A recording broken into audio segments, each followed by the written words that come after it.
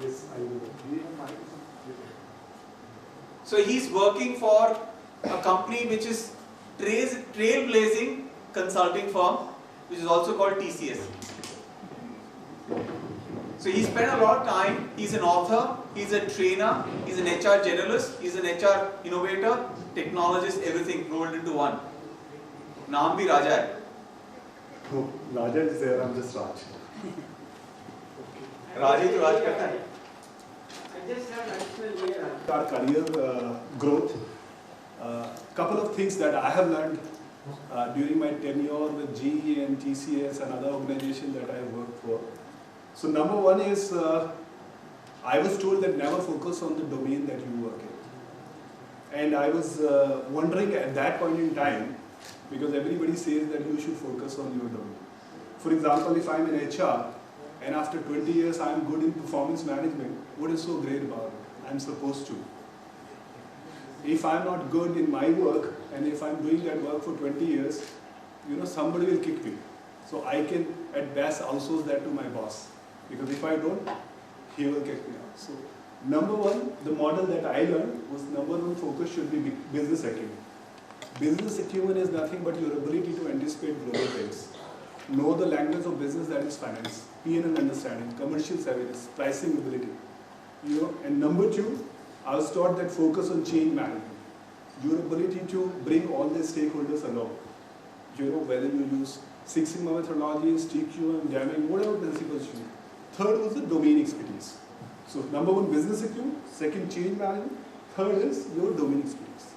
And in the middle, your own design principles or values is what you need to work on. So that's number one thing that I learned.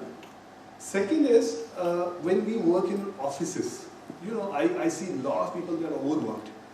There is a stress, and so for that we thought of, this model has worked for me. So there are things in office which you can do without. If you don't do, it will not make much of a difference. And then there are things which are nice to do things. If you do it, it's great. Even if you don't do it, it doesn't make a difference. And then third quadrant is important. Now, all the things that are important, you must do it. And the fourth is the urgent. So you should never let anything go into the urgent quadrant. So, can do without, one quadrant. Second is nice to do. Third is important. So anything that is important, you should work on. And make sure nothing goes into the urgent category. Because if it is urgent, then it's a problem. So this is the second thing I learned. Third was never focus on designations. Was the mantra that I got from my bosses. Now when you look at organizational structures are like this. They are not like this. You have 100,000 vice president and 100 people working. Right? It's like 90% of the people are at staff level, irrespective of the industry you say. 4 to 7% people are at the middle management. And 2 to 3% are at the top level. That's across the board. And you need 14 to 15 years to get to the top level, howsoever stud you are. So in that context, the key learning was focus on capability building. So when we say staff level, there is a set of 15, 20 competencies. For middle management, there is a set of competencies.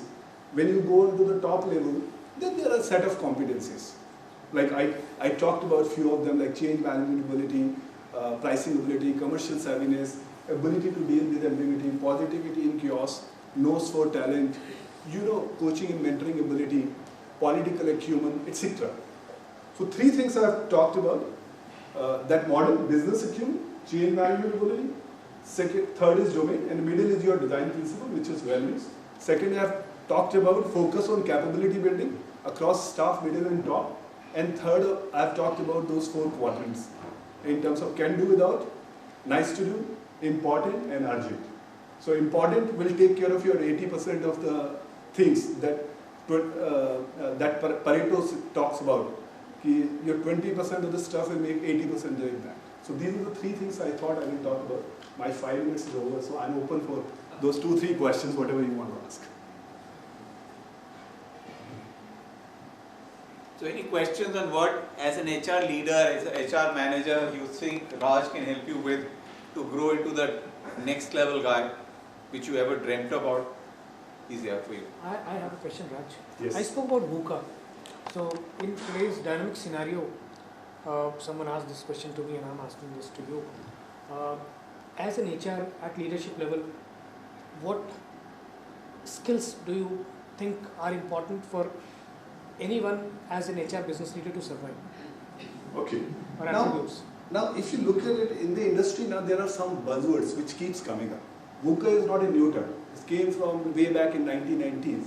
So these words will keep coming up. Now, when you look at how do you survive and thrive in any scenarios, the thing that model that I have given you, if you're good in business acumen is your ability to anticipate global trends. Now, if you look at it, the global economy, which is roughly around 75 trillion, and see what is happening. So, if you see there is a 1% degrowth in China, and the whole world take note of that, right? If there is a deceleration in US, 0.5%, the whole world is freezing. If India grows by 7 to 8 or 9%, does it make a difference? Those are the perspectives that we need to build in. Because when I was, getting myself better on this, I was looking at this Greece going down at that point in time. And when I was looking at their economy size, almost half a decade back, it was $200 billion. If you put them and Pakistan roughly to $250 odd billion, Walmart at that point in time was having larger revenue.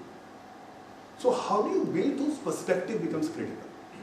So what has kept me in a good stead is this model: business acumen, change management ability, and domain experience.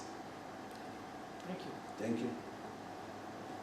What would you advise for reskilling to the millennials? Millennials don't take your advice, so don't advise them, because my kid is also there. So I think it is like, what do we learn from them? We cannot change them. We have to adapt, and once we adapt, that respect develop, and then they listen to you. Because people say, tell millennials, ask half of those leaders if their children listen to them. This is the fact of the matter. So that is Gen Z. Sorry. that is- Whatever, these are the concepts we will put it. Listen. Millennials still listen. Gen Z do not listen. This is fine. I think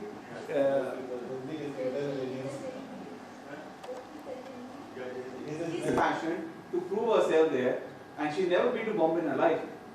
So she founded a flat on a WhatsApp. She founded modeling agency on a WhatsApp because I had refused. I'm actually blocked on Instagram. So if I have to watch her movies and everything, I have to go to my mother. So that is, but she has a desire. Every millennium or every Gen Z has a burning passion. Just need to connect them. And as he rightly said, in the armed forces, if you can't damn run for 16 kilometers, how can you ask a soldier to run for 16 kilometers? Simple as that.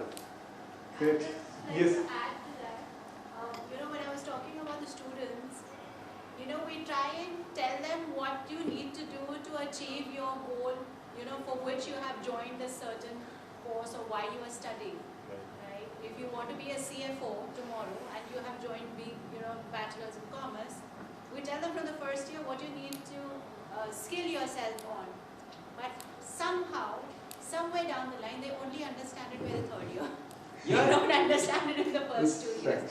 Because the need arises, the criticality, they realize it by the last year only, and that's when the entire focus, comes in there. So very rightly said, when the need arises, they'll do anything. Just pick a phone, talk to Steven Spielberg, and tell him to give that movie, Time Machine. Or use AI to deliver a video. You want to be there? You want to be Steve Jobs? Not tomorrow. Do that. For that, you have to come to Varanasi also for meditation. Good.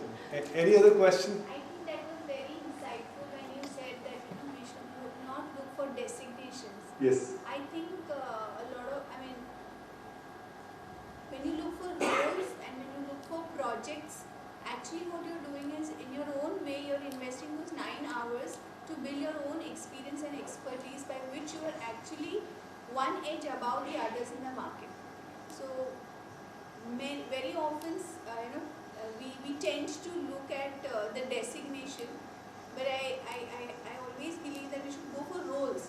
We should go what job we are doing, what contribution we are making, because that is what actually we carry wherever we Yes. are going, and not the roles, because the organization may change, things can change, but the only thing that we carry with ourselves is a role and what we work with. So that is Right. that actually affirms and validates Actually, I me a learned lot. it being in HR. I have created and worked with 3 organizations restructuring their roles. So we said we will create that.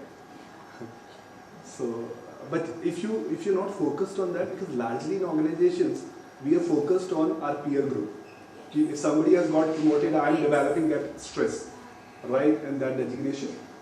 If you focused on capability building, as I said, that model, then if your capacity is there, you are up there.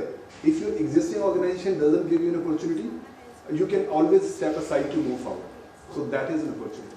I'm left with 3 more minutes. So any more question? Yeah, one question. Yes. So I talk about that in our time, parents were focused only on the education, academics. Yes.